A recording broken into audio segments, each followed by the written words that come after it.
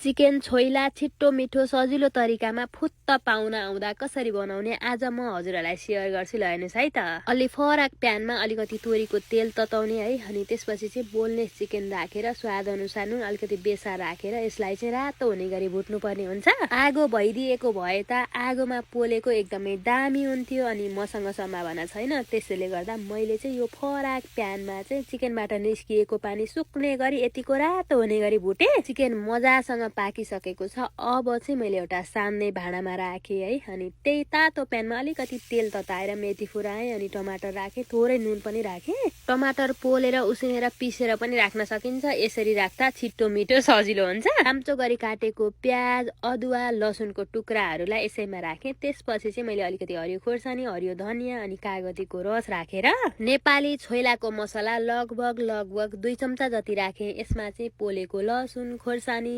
टिमुर सबै थरी यसैमा छ, अनि एकदमै मिठो टेस्ट आउँछ। त्यसैले गर्दा मैले धेरै दुःख गरिनँ। अब नुन र मसलाहरू चाहिँ चिकनको भित्रसम्म पस्ने गरी मजाले मिक्स गरिदिने। त्यसपछि त हेर्नुहोस् त कस्तो राम्रो कलर आइसकेको छ। अब यसलाई चाहिँ केसँग खाँदा मिठो हुन्छ होला।